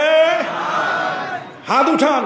ইদা জাআ আজালুহুম লা ইস্তাখিরুনা সাআতান ওয়া লা ইস্তাকদিমুন। মৃত্যুর সময় যখন এসে যাবে, তখন এক সেকেন্ড আগে পরে কোনো সুযোগ দেওয়া হবে না। তখন সে আল্লাহর কাছে বলবে, লাউলা আখারতানি ইলা আজালিন করিব ফাআসাদদাকা ওয়া আকুম মিনাস সালিহিন। মৃত্যু আসলে পরে তখন আল্লাহর কাছে জোরহাত করে আবেদন করবে যে আল্লাহ একটু সময় দাও, একটু সময়। লাউলা আখারতানি ইলা আজালিন করিব, বেশি সময় চাই না, 70 বছরের হায়াত দিয়েছো, মাত্র 2টা বছর সুযোগ দাও, সেজদা করে করে কপালে ঘা বানাই দিব। কতক্ষণ না? রুকু করতে করতে হাঁটুর মধ্যে ঘা হয়ে যাবে, তুমি আমাকে সুযোগ করে দাও। আমার জীবনের অর্থ সম্পদ তোমার রাস্তায় ব্যয় করি না। সরকারের যেমন ট্যাক্স ফাঁকি দেই, তেমন তোমার জাকাত ফাঁকি দিয়েছি। কতক্ষণ না? তোমার জাকাত কি দিয়েছি? ফাঁকি দিয়েছি। ট্যাক্স ফাঁকির মতো জাকাত ফাঁকি দিয়েছি। কত মানুষের কত অর্থ আত্মসাৎ করেছি, মিথ্যাতে কত বলেছি। আসি ইমাম বাড়িতে আর কয় না আমি সেটা গান। কথা বুঝেন নাই? মোবাইলে মিথ্যার শেষ নাই। সম্মানিত সুধী ভাইরা আমার, এই মানুষটা মৃত্যুর সময় বলবে লাউলা আখারতানি ইলা আজালিন করিব ফাআসাদদাকা ওয়া আকুম মিনাস সালিহিন। দান সদকা যা করা দরকার সব করব, ওয়া আকুম মিনাস সালিহিন, আমি 1 নম্বর মুসল্লি হয়ে প্রথম কাতারে বসবো। আল্লাহ বলছেন না, ওয়ালা ইউআখিরাল্লাহু নাফসান ইদা জাআ আজালুহা। যখন তার মৃত্যুর সময় আসবে, তখন 1 সেকেন্ড তাকে সময় দেওয়া হবে। ঠিক এই আয়াতটাকেই আল্লাহ ব্যাখ্যা করতেছেন আরেকটা আয়াত দিয়া। কোরআনের একটা আয়াতের তাফসীর কিন্তু আরেকটা আয়াত। সুবহানাল্লাহ বলেন। সম্মানিত সুধী, আয়াতের মধ্যে বলা হচ্ছে রব্বির জিউনি লাআল্লি আমালু সালিহান ফিমা তারাকতু। আল্লাহ, আমি আমার সন্তান লালন পালন, আল্লাহ আমি আমার পরিবার পরিপোষণ করতে গিয়ে তোমার নামাজ পড়তে পারি নাই, রোজা রাখতে পারি নাই, তুমি আমাকে একটু সময় দাও, আমি এগুলো করি। আল্লাহ বলবেন না, কাল্লা। কাল্লা বুঝেন? কাল্লা মানে কাল্লা না, মাথা না। কাল্লা মানে নয় নয় নয়, নো নেভার, কখনোই নয়, তোমাকে আর সুযোগ দেওয়া হবে না। 70 বছরের সময় দিছি, আর চাও কত? জোরে বলেন, কত বছরের সময়? 80 বছর, 70 বছর, 60 বছরের সময় দিয়েছি। তুমি কি তোমার জীবনে কবরস্থানে কখনো যাও নাই রে? কবরস্থানে গিয়ে কি দেখনি ছোট ছোট শিশুর লাশ কবরে নিয়ে আসা হচ্ছে, দাফন করা হচ্ছে? ওয়ামিনকুম মাইয়ুতাওয়াফফা, তোমাদের মধ্যে কাউকে তো আমি শিশুকালে পৃথিবী থেকে বিদায় করি, আবার কাউকে যুবক যৌবনকাল পর্যন্ত পৌঁছার সুযোগ করে দেই, আবার কাউকে বৃদ্ধের কোঠায় আসার সুযোগ করে দেই। ক্ষমতা কার? অতএব সে আল্লাহ সুবহানাহু ওয়া তাআলা, তিনি বলবেন না, কাল্লা কাল্লা, বহু লাশ তুমি কাঁধের মধ্যে করে কবরস্থানে নিয়ে গেছো। ওয়াইযা হামালতা ইলাল কুবুরি জানাজাতান ওয়াইদা হামালতা ইলাল কুবুরি জিনাজাতান ফাআলাম বিআন্নাকা বাদাহা মাহমুল। তুমি যখন কোন লাশকে কাঁধে করে কবরস্থানে নিয়ে যাবে, তুমি নিশ্চিত মনে রাখবে একদিন তোমাকেও আরেকজনের কাঁধে করে কবরস্থানে যেতে হবে। কি ভাই, ঠিক কিনা? যেতে হবে কিনা? অতএব ছোট শিশুর মৃত্যু কি তুমি দেখো নাই? ওয়া কাম মিন সাগীরিন ইউরতাজা তুলা উমরিহি ওয়া কাদ দাখালা জাসাদুহু যুলমাতাল কবরি ওয়া কাম মিন ফাতা ইয়াসবাহু ওয়া ইয়ামসি লাহিয়ান ওয়া কাদ নুসিজাত আকফানুহু ওয়া হুয়া লা ইয়াদরি। কবি বলছেন, ছোট্ট শিশু এখনো বড় হয় নাই, জন্ম নিয়েছে, মা বাবা গুলশান বনানি বিভিন্ন ব্যাংকে টাকা তার জন্য জমা করতে, সেটা বড় হবে, অর্থের সম্পদ যেন কোনো রকম কষ্ট না পায়, কিন্তু সেই শিশুটি যে শিশুকালে মরার উপযুক্ত হয়েছে সেই খবর মা বাবার কাছে নাই। আছে ওয়া কাম মিন ফাতা, অনেক যুবক ড্যামকেয়ার হুন্ডা চালায়, চোখে কালা চশমা, রাবের চশমা, হাতের মধ্যে ওই যে আরে দাস্তান পড়ে, হুন্ডার দুইটা বাহু ধরে ব ব ব করে চলে যায়। পাশে যে মুরব্বী আছে একটা সালাম দিবে, উস্তাদ আছে একটা সালাম দিবে, সেই সালামও দেয়, মানে হুন্ডা চালায়। এখন তো হুন্ডা ভেলকি বাস, মানে কাইত হয়, বুঝেন নাই? ভেলকি মারে, ভেলকি মারে। ঢাকা শহরে বাসের চাকার নিচে যে কত যাইতেছে তার শেষ নাই। কথা কি বুঝতে পারছেন? এই যুবকগুলো মাতাল হয়ে যায় কখনো কখনো। খবরদার, জীবনটা নেয়ামত, মৃত্যু কামনা করো না, মৃত্যু আল্লাহর কাছে সহজে চাইও না। পৃথিবীর প্রতিটি দিনের মূল্য আখিরাতের জন্য অনেক বেশি। কথা কন না, পৃথিবীর প্রতিটি দিনের মূল্য আখিরাতের জন্য অনেক কি বেশি মূল্যবান। তার কারণ একদিনে 5 ওয়াক্তের নামাজ পাবে, একটা দিনে বহু সময় তুমি কোরআন তেলাওয়াত করার সুযোগ পাবে, কিন্তু মরে গেলে তো সব শেষ। মাম্মাতা ফাকাদ কামাত আলাইহিল কিয়ামাহ, যে লোকটা মারা গেল তার উপর তো কিয়ামত হয়ে গেল, সে আর কিয়ামত দেখে করবে কি? কতক্ষণ না, কিয়ামত দেখে তো তার লাভ নাই। এই জন্য আখিরাতপন্থী একজন মানুষ যখন কবরে যায় তখন আল্লাহর কাছে মাফ চায় যে আল্লাহ, যে কাজগুলো আমার করা বাকি তুমি করার সুযোগ করে দাও। আল্লাহ বলছেন সময় তো অনেক দিছে, আর এক্সটেনশন করা যাবে? এটা কি ম্যাডাম, এটা কি আমাদের জননেত্রী শেখ হাসিনার দেশ নাকি? শেখ হাসিনা আমাদের মাননীয় প্রধানমন্ত্রী, তিনি পর্যন্ত উঠাই দিছে, কোনো এক্সটেনশন নাই এখন, কোনো এক্সটেনশন। চাকরি আগে 2 বছর বেশি করা যাইতো, 60 বছরের পরে 2 বছর বেশি করা যাইতো, 60 বছরের পর আর 2 বছরের পরে আরো 2 বছর, বলছে 1 বছর 1 দিনও বাড়ানো যাবে না। মাননীয় প্রধানমন্ত্রী 1 দিনও বাড়ায় না। আল্লাহ বলছেন, তা আমি তো আগেই কইছি আমি তোমার কোনোদিন হায়াত এক্সটেনশন করব না। সাবধান, বি কেয়ারফুল। তোমার চোখের সামনে ওই যুবক যেই যুবকের হাতে সে মনে করছে সারা দুনিয়া আমার, অথচ সেই যুবক জানে না যে তার কাফনের কাপড় তাঁতির ঘরে তৈরি হচ্ছে। কতক্ষণ না, ওই যুবক জানে না যে তাঁতির ঘরে তার কাফনের কাপড় কি তৈরি হচ্ছে। ওয়াকাত দুসিজাত আকফানুহু ওয়া হুয়া লা ইয়াদরি। কথা বুঝতে পারছেন? এই জন্য আমি আমার ভাইদের খেদমতে আরজ করতে চাই, আখিরাত হলো এমন একটা জিনিস যেটা পরকাল। যখন কোনো ব্যক্তি মারা যায় তখন আল্লাহর স্পেশাল টিম ফেরেশতারা এসে বলে, আল্লাহ তাখাফু ওয়া লা তাহজানু, তুমি ভয় করো না, তুমি চিন্তিত হইও না। আল্লাহ বলবেন, না রে ফেরেশতা, খালি ভয় করো না, চিন্তিত হইও না, এই কথা বললে হবে না, বরং আমার জান্নাতটা একটু দেখাই দাও। এই জন্য যে লোকটা দুনিয়া থেকে বিদায় নিচ্ছে, নেককার মানুষ, সে জান্নাত দেখতে দেখতে দুনিয়া থেকে বিদায় নেয়, তার মুখটা হাস্যাস বাস্যাস হাসি ভরা মুখ থাকে। আর যেগুলো চোরটা, কতক্ষণ না, দুনিয়ার মধ্যে মানুষকে জ্বালাতন করছে, মানুষকে জ্বালাইছে, এই লোকটা মারা গেলে পরে আপনি দেখবেন মুখ ভেসকি দিয়ে থাকে। কতক্ষণ না, মুখ কি ভেসকি দিয়ে তেরামেরা হয়ে থাকে। আপনি জানেন পৃথিবীর মধ্যে কোনো মানুষ যখন মারা যায়, ভালো মানুষ, তখন সারা দুনিয়ার সমস্ত পৃথিবীর সব মাটি আল্লাহর কাছে বলে যে আল্লাহ, এই ভালো মানুষটার কবর যেন আমার বুকে হয়। আর যদি কালা জাহাঙ্গীর মরে, কতক্ষণ না, যদি কুত্তা আসলাম মরে, যদি সুব্রত মাইন মরে, যদি গলা কাটা আজিজ মরে, সুদখোর ঘুষখোর এইগুলো বেঈমানগুলো যদি মরে, তাহলে সারা দুনিয়ার মাটি আল্লাহর কাছে বলে যে আল্লাহ, এটার কবর আমি নিব না। মাটি বিক্রয় করে, মাটি বিক্রয় করে আল্লাহর কাছে আবেদন করে যে আল্লাহ, এই দুষ্ট লোকের কবর আমার বুকে যেন না হয়, সবাই থুতু দিবে আমার গায়ে। আর যদি নেককার মানুষ মারা যায়, আজকে গোলাপ শাহ রহমতুল্লাহ আলাইহির মতো মহান একজন ওলি এখানে শোয়া আছেন, আমরা জিয়ারতে আসছি না? কতক্ষণ না, জিয়ারতে আসছি কিনা? কিন্তু আবুল আহাবের কবরে জীবনে কোনোদিন কেউ জিয়ারতে যাবে না, যদি কবর দেখা যাইত। অসম্ভব কথা, এটা যাবে না কোনোদিন। এই জন্য আমি আপনাদের সামনে আখিরাত সম্বন্ধে বলতেছিলাম। কাফিররা বলছে, আয়াইদুকুম আন্নাকুম ইদা মিতুম ওয়া কুনতুম তুরাবান আন্নাকুম মুখরাজুন হাইহাতা হাইহাতা লিমা তুআদুন।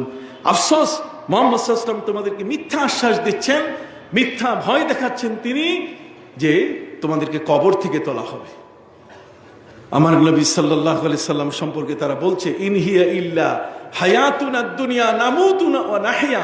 এই পৃথিবীর জীবনটা হলো, এটা হচ্ছে আনাকুম আর খানাকুম। কথা বল না কেন? পৃথিবীটা কি?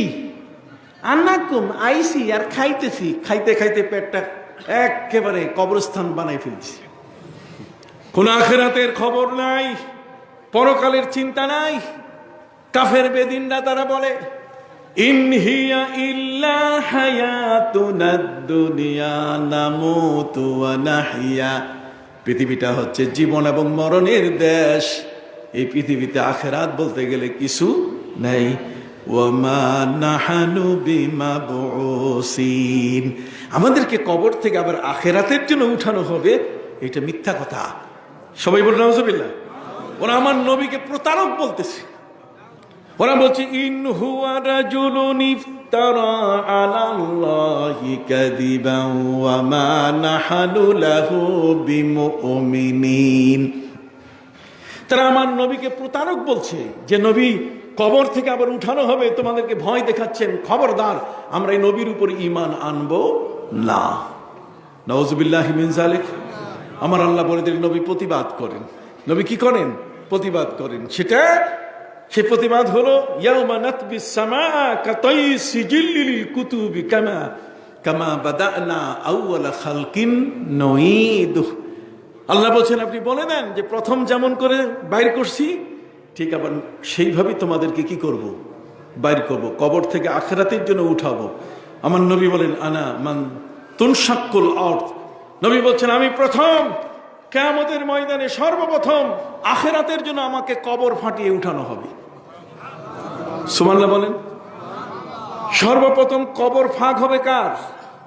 আমার নবীজির। একটু কথা বলেন, সর্বপ্রথম কবর ফাঁক হবে কার? নবীজির সর্বপ্রথম নবীজিকে কবর থেকে বের করা হবে। নবী বলেন, আনা আউয়ালু মান তুনশাক্কুল আরদ, সর্বপ্রথম আমাকে কবর থেকে বের করা হবে। যদি আমি শেষে বের হই, আমি নবী হয়ে শেষে আসছি, আর যদি কিয়ামতের ময়দানে সবার শেষে যদি আমাকে বের করা হয়, তাহলে আখিরাতের মধ্যে কিয়ামতের ময়দানে আরেকটা কিয়ামত হয়ে যাবে। আরেকটা কি কিয়ামত হয়ে যাবে? কেন কিয়ামত হবে? এই কারণে যে হযরতে বাবা আদম আলাইহিস সালামের কাছে যারা আগে উঠবে তারা অস্থির হয়ে যাবে। আল্লাহ তাআলা যখন শাস্তি দেওয়া শুরু করবেন, শাস্তির ব্যবস্থাগুলো দেখে সব মানুষগুলোর কলিজা ছোট হয়ে যাবে। কথা বল না, কলিজা কি হয়ে যাবে? ছোট হয়ে যাবে। এই কলিজা ছোট হয়ে গেলে ওয়াসিকাল্লাযীনা কাফারু ইলা জাহান্নামা যুমারা হাত্তা ইযা জাউহা ফুতিয়াত আবওয়াবুহা। কথা বুঝে গেছে? প্রত্যেকটা মানুষ, পাপীদেরকে যখন জাহান্নামের দিকে নিয়ে যাওয়া হবে, তখন সকল মানুষ অস্থির হয়ে যাবে। এই অস্থিরতায় সবাই মিলে জোট বাঁধবে, সবাই মিলে এক হবে। তারা বলছে, চলো বাবা আদমের কাছে যাই, আমাদের বাবা আছে, বাবার কাছে যাই। বাবা আদমের কাছে দল বেঁধে যাবে, জোট বেঁধে যাবে। বাবা আদম আলাইহিস সালামকে বলবে, আপনি তো আমাদের আদি পিতা, আপনি আমাদের আদম আবুল বাশার, আপনি মানব জাতির আদি পিতা। আজকে আপনার সন্তানেরা বিপদে আছি আমরা, দয়া করে আমাদের জন্য একটু সুপারিশ করেন আল্লাহর কাছে, যাতে কোনো ধরনের শাস্তি আমাদের উপরে আরোপিত না হয়। হযরতে বাবা আদম আলাইহিস সালাম তিনি বলবেন, তোমাদেরকে আল্লাহর দরবারে নিতে আমার কোনো বাধা নাই, কিন্তু আমার ভয় লাগে রে, জান্নাতের গন্ধম ফলটা নিয়ে যদি আল্লাহ আমারে জিজ্ঞাসা করে। একদম জান্নাত সুখের ঠিকানা বানিয়ে দিলাম, বলে দিয়েছিলাম, وَقُلْنَا يَا آدَمُ اسْكُنْ أَنْتَ وَزَوْجُكَ الْجَنَّةَ وَكُلَا مِنْهَا رَغَدًا حَيْثُ شِئْتُمَا وَلَا تَقْرَبَا هَذِهِ الشَّجَرَةَ فَتَكُونَا مِنَ الظَّالِمِينَ। তুমি আর তোমার স্ত্রী নিয়ে স্বাচ্ছন্দ্যে আমার জান্নাতে থাকো, খাবার মাগনা ফিরে দিছি, একটা পয়সাও লাগবে না, কোনো টোকেন লাগবে না, কিছু লাগবে না। উকুলুহা দায়েম, হা করলে ফল মুখে চলে আসবে। এমন খাবার তৈরি করেছি জীবনে কোনোদিন পেট ব্যথা হবে না, লুজ মোশন হবে না, কোনোদিন ডায়রিয়া রোগ হবে না। এমন সুন্দর সুস্বাদু খাবারের ব্যবস্থা আমার জান্নাতে আছে, খাও, তবে খবরদার ওয়ালা তাকরাবা হাদিহিশ শাজারাতা ফাতাকুনা মিনাজ জালিমিন। ওই গাছের কাছে তোমরা যাইও, খাবারের অভাব নাই, অ্যাভেলেবেল করে দিয়েছি। কিন্তু শয়তান দেখলো আমারে যেহেতু বাইরে করছে, কেমনে জান্নাতে থাকে আমি দেখব। সাপের মুখে শয়তান বুদ্ধি করে সাপকে বলল যে, দোস্ত তাই কি আমার একটু জান্নাতে ঢুকাও। কই কেমনে? আগে জান্নাতে সাপ আসা যাওয়া করত। শয়তান জান্নাতে যাওয়ার জন্য সাপের মুখের মধ্যে চুপ করে, তুই মুখটা খালি চুপ করে রাখবা, ঢাকা দিয়ে রাখবা, যাতে আমাকে কেউ না দেখে। আমি জান্নাতে যাইয়া তারপর কেমনে মা হাওয়া আর আদম জান্নাতে থাকে আমি দেখাবো। আমি সেজদা না করার কারণে আমাকে সেখান থেকে বের করে দেওয়া হয়েছে। কথা বুঝতে পারছেন? সম্মানিত সুধী ভাইরা আমার, এই সাপের সাথে বুদ্ধি করে শয়তান জান্নাতে ঢুকছে, যে কারণে সাপ দেখলে কি করতে হয়? মারতে হয়। সাপ দেখলে কি এটা মারতে হয়। তবে ঘরের সাপ মারবেন না। কতক্ষণ না, ঘরের ভিতরে যদি সাপ দেখেন তাহলে কি করবেন না? মারবেন না। প্রথমে বলবেন যে তুমি যদি জিন হয়ে থাকো তাহলে বের হয়ে যাও। তাহলে জিন হয়ে গেলে সে কি বের হয়ে যাও, আপনার হুকুম শোনার সাথে সাথে বের হয়ে যাবে। আর যদি বাইর না হয় তাহলে যা করার দরকার আপনি তাই করবেন। কথা বুঝতে পারছেন? শয়তান গিয়ে দেখে যে মা হাওয়া আর বাবা আদম জান্নাতের রুমের মধ্যে, মহারামের মধ্যে আছে। বুঝেন নাই? কি চমৎকার! সেখানে এসি, সেখানে আরাম আয়েশ সবটাই আছে। কই আরাম আয়েশ আমি নষ্ট করব। করলো কি? ময়ূরের সাথে বুদ্ধি করে যে ময়ূর তুমি একটা ড্যান্স দাও। ড্যান্স দিলে পরে মা হাওয়া উনি দেখলেই দৌড়ে আসবে, কিরে ফাইন ড্যান্স তো। এই ময়ূরের মাধ্যমে মা হাওয়াকে বের করে এনে বলছে, মা হাওয়া সালাম আলাইকুম। ওয়ালাইকুম আসসালাম। এখানে তুমি কেন? তুমি না এখান থেকে মখরুজ? তুমি বহিষ্কৃত, তুমি এখানে ঢুকলা কেমনে? যেমনি আসছি এটা জিজ্ঞেস করেন না।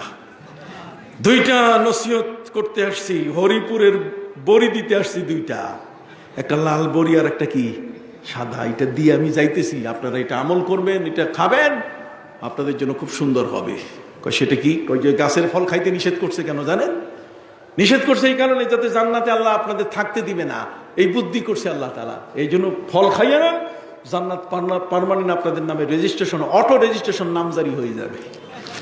কতক্ষণ না, এটা অটো রেজিস্ট্রেশন নামজারি হয়ে যাবে। আর ফলটা খাইলে জীবনের যৌবন কখন নষ্ট হবে না, দাড়ি কোনোদিন, মাথার চুল কোনোদিন পাকবে না। মা হাওয়া দেখলেন দুইটাই তো দরকার। জান্নাতের পার্মানেন্ট রেসিডেন্ট, কি কোন ঠিক কিনা? স্থায়ী নিবাস, জান্নাত স্থায়ী নিবাস হবে। আরেকটা হলে এই যে দাড়ি পেকে যাবে, চুল পেকে যাবে, এটা তো চায় না কেউ। অতএব কাজে এটা তাজা থাকবে। বাবা আদমের কাছে উনি সেই গাছের ফল পাড়াইয়া দিয়ে দিয়েছেন। বাবা আদম বলছে স্ত্রীর প্রতি স্বামীর কত বিশ্বাস। উনি ফল দেওয়ার সাথে সাথে খাইছে। আগে তো এগুলো ছিল না মাথায় যে এরকম কিছু একটা ঘটনা শয়তান ঘটাই যাইতেছে। কথা বুঝতে পারছেন? যখনই ফল মুখে দিয়ে চাবানো শুরু করছেন, খেয়ে ফেলছেন, তখনই তার গায়ের থেকে দুইজনের জান্নাতের পোশাক খুলে যাওয়া শুরু করলো। এই দুইজনই গোটা জান্নাতের মধ্যে দৌড়াদৌড়ি শুরু করলেন। আল্লাহ তাআলা তাদেরকে লেবাসুত তাকওয়া, লেবাসান ইউয়ারি সাওয়াতিহিমা, আল্লাহ এমন পোশাক দিয়েছেন যে পোশাকে তাদের ইজ্জত ঢেকে যেত।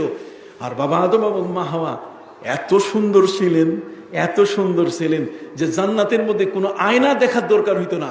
বাবা আদমের সামনে মা হাওয়া দাঁড়াইলে বাবা আদমের দেহের মধ্যে মা হাওয়ার ছবি স্পষ্ট দেখা যাইত। আবার মা হাওয়ার সামনে বাবা আদম দাঁড়াইলে বাবা আদমের ছবি মা হাওয়ার শরীরের মধ্যে স্পষ্ট দেখা যাইত। দুইজনই আয়না। সুবহানাল্লাহ। সম্মানিত সুধী, আল্লাহ পাক রব্বুল আলামিন তাদের মধ্যে পরিবর্তন করে দিলেন, রং কালার বদলাই দিলেন। শুধুমাত্র জান্নাতের সেই ছবি দেখার আয়নাটা, এটা প্রমাণ করার জন্য আল্লাহ তাআলা পৃথিবীতে আমাদের কাছে এখনো আলামত রেখে দিয়েছেন। আলামত কোথায়? বাবা আদম মা হাওয়া যে কত সুন্দর ছিলেন, একজনের জন্য আরেকজন যে আয়না ছিলেন, এটার আলামত কোথায়?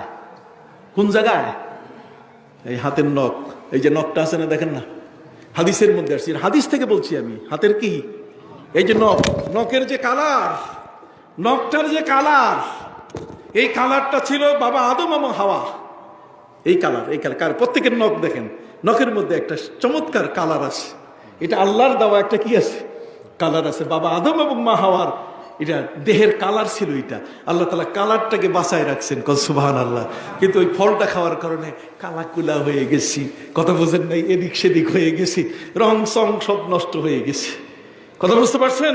দুইজনে কাপড় নাই, পোশাক নাই, লজ্জা।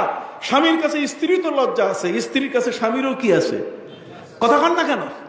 একজন আরেকজনের অতি আপন হলেও ইজামাত দাজিউ সানাইত ফাহা তাসান্নাত ফাকানাত আলাইহি লিবাসা হুন্না লিবাসুল লাকুম ওয়া আনতুম লিবাসুল লাহুন্না। স্বামী স্ত্রী দুজনে একে অপরের পোশাক হলে তারপর তো কি আছে? লজ্জা শরম আছে।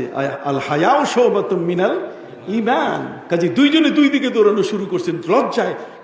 কেউ কাউকে নিজের অঙ্গ দেখাতে রাজি না। কথা বুঝতে পারছেন? শেষ পর্যন্ত গাছের পাতাকে বলছে গাছ পাতা দাও, একটা গাছও বলছে পাতা দিব না, তোমরা আল্লাহর হুকুম মানো নাই। শেষ পর্যন্ত নিম গাছ মা হাওয়াকে 5টা পাতা দিয়েছে, বাবা আদমকে দিয়েছে কয়টা? 3টা। এই 3টা দেওয়ার কারণে আমাদের মরার কাফন হয়েছে কয়টা? 3টা। আর মহিলাদের কাফন কয়টা? 5টা। এগুলো প্রত্যেকটার ব্যাকগ্রাউন্ড আছে। প্রত্যেকটা জিনিস যেগুলো আমরা করছি, আমাদের আমল প্রত্যেকটার মধ্যে। আপনি সাফা মারোয় দৌড়াচ্ছেন কেন? হযরতে মা হাজেরা আলাইহিস সালাম নবী ইসমাইলের পানির জন্য তিনি দৌড়াইছেন, আল্লাহ ইবাদত করে দিয়েছেন। শয়তানকে পাথর মারি কেন?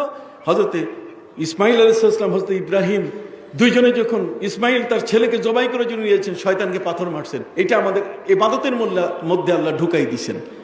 সুবহানাল্লাহ। এখন প্রত্যেকটার একটা ব্যাকগ্রাউন্ড আছে। যাই হোক, আমার সাবজেক্ট হলো আখেরাত। আমি 1 ইঞ্চিও এর থেকে লড়তে চাই না। কথা কন না, আমি 1 ইঞ্চিও এর থেকে লড়তে চাই না। সেই আদম আলাইহিস সালামকে আল্লাহ তাআলা এই জগতে পাঠাই দিলেন। আখেরাত হলো আল্লাহর জান্নাত, আপন ঠিকানা, আমাদের সবার বাড়ি, বাপের বাড়ি, আমাদের বাপের বাড়ি, দাদার বাড়ি, বাপের বাড়ি, দাদার বাড়ি, জান্নাত। ওই জান্নাতে ফিরে যেতে হবে আমাদেরকে। কাজে আখিরাত হলো আমাদের ওই ঠিকানা। কথা কন, এটাকে আমরা পবিত্র কোরআনের সূরা ফাতিহার মধ্যে পড়ে থাকি। আসুন সবাই পড়ুন আমার সাথে, বিসমিল্লাহির রহমানির রহিম, ইহদিনাস সিরাতাল মুস্তাকিম, সিরাতাল্লাযীনা আন'আমতা আলাইহিম গায়রিল মাগদুবি আলাইহিম ওয়ালাদ-দাল্লিন। আমিন। আল্লাহর কাছে আমরা বলি যে আল্লাহ সোজা পথটা দেখাও, যে পথে বাপের বাড়িতে দাদার বাড়িতে যাইতে পারবো, জান্নাত যাইতে পারবো। সুবহানাল্লাহ। জান্নাতের পথ তুমি দেখাই দাও। কথা কন না? অতএব ফাফিরু ইলাল্লাহ, সবাইকে ফিরতে হবে। ফাফিরু, ফিররু মানে পালাও। এর থেকে বাংলা ভাষা ফিরে যাওয়া, ফেরা। ফাফিরু, ফাফিরু এই যে ফেরা, ফেরা, ফেরা মানে ফিরে যাওয়া। ফাফিরু ইলাল্লাহ, আল্লাহর দিকে ফিরে যাও। সে আল্লাহর দিকে ফিরে যাওয়া, এটা হলো আমাদের মূল ঠিকানা। সুবহানাল্লাহ বলেন। সেই মূল ঠিকানায় ফিরে যেতে গেলে দরকার এখানে মৃত্যুবরণ করা। কি দরকার? মৃত্যুবরণ করা। এই জন্যই আমাদের প্রিয় নবী সাল্লাল্লাহু আলাইহি সাল্লামকে কাফের বেদিন যারা, তারা আখিরাত সম্পর্কে উদাসীন, তারা আখিরাত মানতে চায় না। অথচ আখিরাত কত বড় বিষয়, এটা পবিত্র কোরআন মজিদে আল্লাহ তাআলা এত সুন্দর করে বলছেন। তার ছোট্ট ইতিহাস আপনি শুনুন। নবীজি অসুস্থ, বলেন আমার নবী কি? আবার বলেন আমার নবী কি? হযরত আলী রাদিয়াল্লাহু তাআলা তার দুই ছেলে হাসান এবং হুসাইনকে বললেন, রে হাসান তুমি পিছনের দিকে পাহারা দাও, হুসাইন পিছনের দিকে পাহারা দাও, আর হাসান তুমি সামনের দিকে পাহারা দাও। আর আমি আলী তোমাদের পিতা, নবীর বাড়ির সামনে আমি টহলদারি করব, আমি পায়চারি করব। নবীর সাথে কাউকে দেখা দেওয়া যাবে না। ভিজিটর নট এলাউড, ভিজিটরকে এলাউ করা যাবে না। নবী অসুস্থ, অসুস্থ নবী। কেউ কথা বললে নবী তাদের সাথে কথা বলেন, কেউ জানতে চাইলে নবী তাদেরকে জানান। অতএব সেই নবী সাল্লাল্লাহু আলাইহি ওয়াসাল্লাম এখন অসুস্থ, কঠিন অসুস্থ। হযরত আলী রাদিয়াল্লাহু তাআলা আনহু তার দুই ছেলে হাসান এবং হুসাইন, একজনকে সামনে আরেকজনকে পেছনে পাহারাদার নিযুক্ত করে নিজে টহলদারি শুরু করলেন। পরিষ্কার ভাষায় বললেন, নবীর কাছে কারো আসা যাবে না, কোনো ভিজিটর এলাউড নয়, কোনো দর্শনার্থী নবীর কাছে আসতে পারবে না। নিয়ম পালিত হচ্ছে, কেউ নবীর কাছে আসতেছেন না। কিন্তু একটি মুহূর্তে দেখা গেল যে একজন লোক হু হু হু করে নবীজির একেবারে হুজরা মোবারকে ঢুকে পড়ছে। হযরত আলী রাদিয়াল্লাহু তাআলা শেরে খোদা, তিনি সেই আগন্তুক, নতুন করে বাধা থাকা সত্ত্বেও, নিষেধ করা সত্ত্বেও যে লোকটি নবীজির ঘরে ঢুকে নবীজির বিছানার উপরে বসে গেছে। হযরত আলী রাদিয়াল্লাহু তাআলা যায়, তুমি কোত্থেকে আসছো, বাড়ি কই, ওঠো বাইরে, অনুমতি নাই নবীর কাছে আসার। আমার দুই ছেলে পাহারা দিচ্ছে, অনুমতি নাও নাই কেন? আমি টহলদারি করছি, তুমি আমার কাছে অনুমতি নাও নাই কেন? বের হও, গেট আউট। নবীজি বলে, আলী রে গেট আউট কইও না।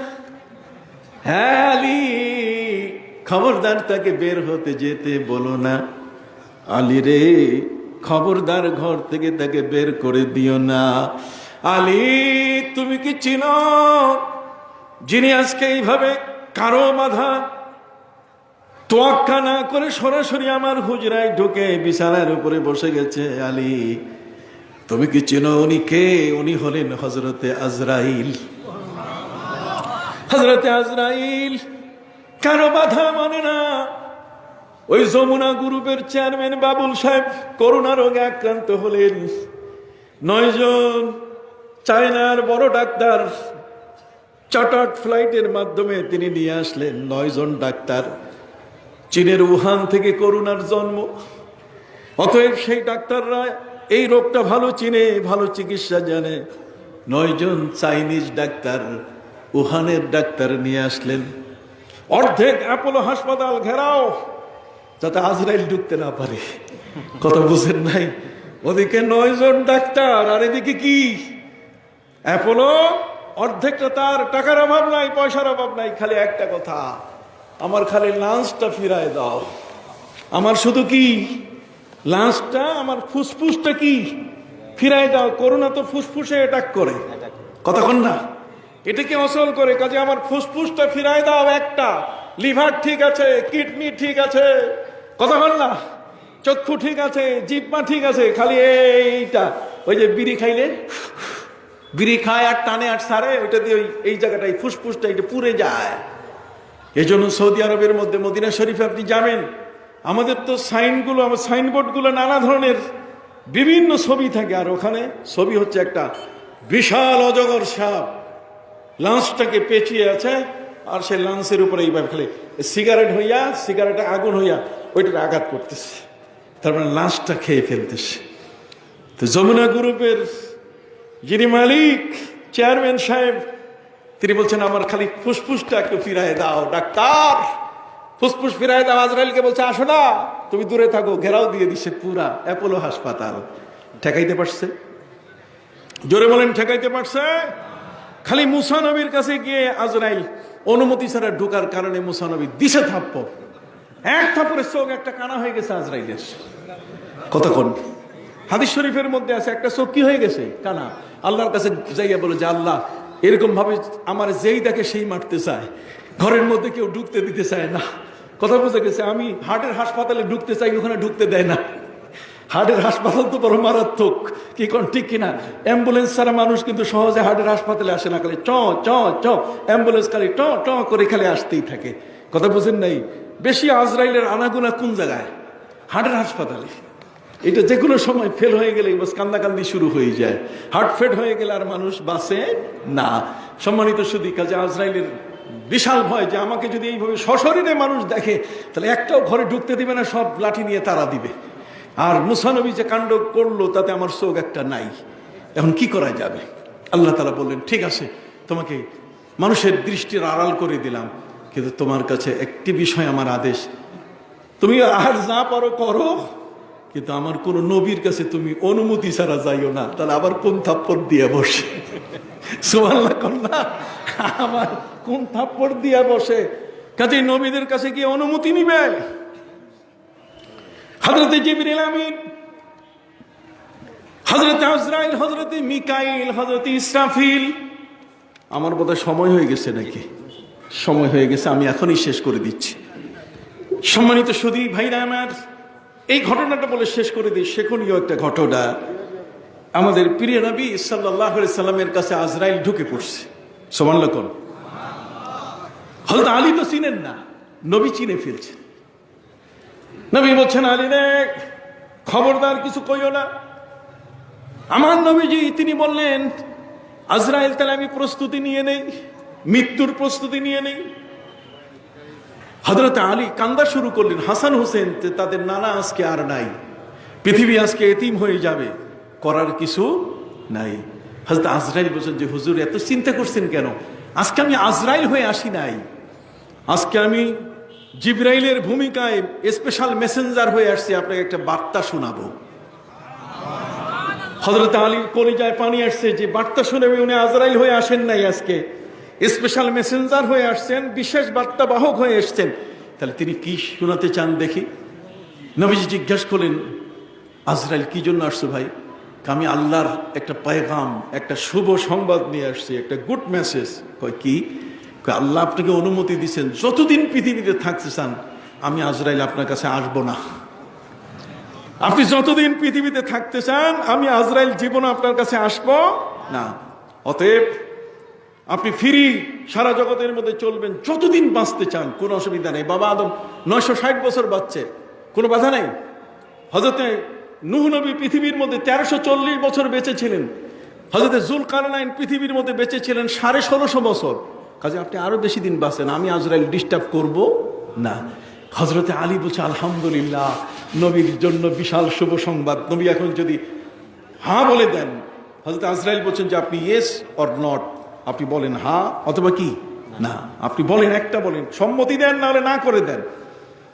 কি চমৎকার অফার! আমরা যদি আজরাইলকে পাইতাম, আজরাইল যদি বলতো যে তোমার জন্য সুযোগ আছে। আমরা বলতাম কি লাগবে, জমি জমা সব লিখে দিব, সব লিখে দিব, তাও ভাই তুই আসিস না। কি বলেন ঠিক কিনা? তাও তুই আসিস না। সম্মানিত সুধী ভাইরা আমার, আমাদের প্রিয় নবী সাল্লাল্লাহু আলাইহি ওয়াসাল্লাম তিনি বললেন আজরাইল তাহলে কি কয় আপনি বলেন, হ্যাঁ না না। আমার নবীজি বলেন আজরাইল আমি জীবনে কোনো পরামর্শ ছাড়া কোনো উত্তর দেই না। সুবহানাল্লাহ কোন। আমরা হলে তো সাথে সাথে বলি এটা করো ওটা করো ওটা করো, মাথায় চিন্তা নেবেন আস্তে করে। মেয়র সাহেব এখানে বসে আছেন, আসলেই হুট করে তিনি সিদ্ধান্ত দিবেন, তিনি বলবেন যেটা আমি একটু বুঝে দেখব। তুমি নালিশ করছো যার বিপক্ষে তাকে আমি ডাকবো, কি বলেন ঠিক না? দুই পাশে শুনে তারপর আমি একটা ফয়সালা দিব। আসা মাত্রই যদি পুলিশ পাঠায় দেয় উনি, তাহলে অসুবিধা না? কথা কন না, আমাকে তো বুঝতে হবে। নবী করিম সাল্লাল্লাহু আলাইহি সাল্লাম বলেন আজরাইল চমৎকার অফার, এটা আল্লাহর পক্ষ থেকে, মানে বাম্পার অফার। এর সে অফার আছে নাকি? যতদিন বাঁচতে চান আমি আজরাইল আসবো, ভয় তো আজরাইলের, অতএব সে আজরাইলই আসবেন না। নবী করিম সাল্লাল্লাহু আলাইহি ওয়াসাল্লাম তিনি বললেন শোনো, আমি পায়জামার ফিতাটা ছিঁড়ে গেলে আমি আয়েশাকে জিজ্ঞাসা না করে আমি কিনি না। আয়েশাকে জিজ্ঞাসা করেছি কালার কোনটা পছন্দ করো তুমি, তুমি আগে দেখবা তোমার চোখে কেমন লাগে, আমি এই জুতার ফিতা কিনবো। সুবহানাল্লাহ। পরামর্শ ছাড়া আমি কোনো কাজ করি না। কাজে আমি একটু জিবরাইলের সাথে পরামর্শ করতে চাই। আমি জিবরাইলের সাথে পরামর্শ করে এই অফারে ইয়েস অর নট। হযরত আজরাইল বলছেন আল্লাহ আপনাকে অফার দিয়েছেন, আপনারা জিবরাইলের দরকার কি? আমি তো পরামর্শ ছাড়া কিছু করি না। এবার আমার নবীজি জিবরাইলকে ডাক দিলেন, ব্রাদার জিবরাইল কাম শট। জিবরাইল কোথায় আছো ভাই, তাড়াতাড়ি আসো। নবীর ডাক শোনার জন্য জিবরিল আমিন আমার নবীর 23 বছর 4 মাসে আসছেন 24,000 বার। অতএব জিবরিল আমিন তার 600 পাখা স্টার্ট দিলেই চোখের পলকে নবীর কাছে চলে আসে। মদিনা হচ্ছে নবীর ল্যান্ডিং প্যালেস, জিবরাইলের ল্যান্ডিং প্যালেস। এখানে ল্যান্ড করেন জিবরাইল, এটা মাহাবতে জিবরিল। জিবরিল এসে গেছেন, আসার পরে ঘরে জিবরিল আমিন বললেন যে নবীজি ডাকছেন কেন? ডাকছি, ওনাকে চিনেন? মানে আজরাইল চিনি তো, উনি হচ্ছে কান্দাকান্দি মন্ত্রণালয়ের দায়িত্বে। উনি হলেন কান্দাকান্দি মন্ত্রণালয়ের কি দায়িত্বে। হযরত আজরাইল বলছে হুজুর চিনি তো, উনি তো তথ্য মন্ত্রী আর কি। তার মানে জিবরিল সব তথ্য নিয়ে আসেন, ওহী নিয়ে আসেন। সুবহানাল্লাহ কোন। এখন আমার নবী বলেন ভাই জিবরিল ডাকছি এই কারণে, আজরাইল আল্লাহর পক্ষ থেকে একটা অফার নিয়ে আসছে, আমি যতদিন বাঁচতে চাই ততদিন আজরাইল আমার কাছে আসবে না। এখন আমি কি করব? আমি কি হ্যাঁ বলবো না না বলবো? জিবরাইল বলছে হুজুর আল্লাহ আপনার কাছে অফার দিয়েছেন, আর এখানে আমি মাতবরি করব? এই মাস্টারি করার দরকার? এখানে মাস্টারি করলে আমার বিপদ হবে। কাজে আমি কোনো কমেন্টস করব না, আমি কোরআনের একটা আয়াত আপনাকে পড়ে শোনাবো। নবীজি বলছে তাহলে পড়ে শোনান। সাথে সাথে জিবরিল আমিন তিনি কোরআনের আয়াত পড়ে শোনালেন, ওয়ালাল আখিরাতু খায়রুল লাকা মিনাল উলা। এই পৃথিবীর জীবনের চেয়ে আখিরাতের জীবন আরো সুন্দর। আল্লাহর পাশে যাওয়ার জীবন আরো সুন্দর, আখিরাত আরো সুন্দর। নবীজি হযরত আজরাইলকে বলেন আজরাইল ভাই আর দরকার নাই, আমার 63 বছরই কি যথেষ্ট। আমি আমার রফিকে আলা আমার আল্লাহর সাথে মিলিত হতে চাই। কাজে ওয়াবিল আখিরাতি হুম ইউকিনুন, আমরা যেন আখিরাতের উপরে বিশ্বাস করি। ওই জীবনানন্দ দাস কতক্ষণ না, আর ক্ষুদিরাম আর কাফের বেদিনটা আমাদেরকে বিভ্রান্ত করেছে। আমরা সেদিকে না গিয়ে আমরা যেন মিনহা খালাকনাকুম ওয়া ফিহা নুঈদুকুম ওয়া মিনহা নুখরিজুকুম তারাতান উখরা, আবার বের করা হবে কবর থেকে। সেই সবকের উপরে আমরা যেন আমল করি। রাজি আছেন? ধোঁকা দিবেন না, ঠকাবেন না, প্রতারণা করবেন না। এই বয়সে কত মানুষ দুনিয়া থেকে চলে যাচ্ছে, করোনা ভাইরাস কিভাবে চলে যাচ্ছে। ইংল্যান্ডে আজকে 1600-1700 মানুষ দিনে চলে যাচ্ছে। একটা দিনের মধ্যে আমেরিকায় 3 থেকে 4 হাজার মানুষ চোখের পলকে বিদায় হয়ে যাচ্ছে। আজকে আল্লাহ তাআলা এখানে আসার সুযোগ করে দিয়েছেন। আসলে এখানে এবার আসা আমি একটু গোসা করছিলাম, আপনার মূল্যায়ন করবেন। আনজিলিন নাস আলা কাদরি মানাজিলিহিম, আপনার সবসময় মূল্যায়ন করবেন। আমার ভাই এই যে মইজুদ্দিন যাই আমারে এমন ভাবে ধরছে, হুজুর কান্দা শুরু করছে আমার কাছে। এটা ভালো মানুষ, বহু আগে এই ইমাম বাড়িতে সর্বপ্রথম উনি আমাকে নিয়ে আসছেন। এই মইজুদ্দিন আপনার এলাকার মানুষ, উনি গাড়িতে করে নিয়ে আসছে। এই লোকটা এখনো দাড়িগুলা নাই, আমি তারা আজকে বলবো দাড়ি রাখতে। কথা বোঝেন নাই? তারা আজকে বলবো যে দাড়ি রাখতে, নেক আমল করতে, আখিরাত ভালো একটা মানুষ আল্লাহ যেন কবুল করেন। সকল বলেন আমিন। দরুদ শরীফ পড়েন সাল্লাল্লাহু আলা সাইয়্যিদিনা ওয়া মাওলানা মুহাম্মদ ওয়া আলা আলিহি ওয়া আসহাবিহি ওয়া বারাকা ওয়া সাল্লাম। আল্লাহুম্মা আমিন।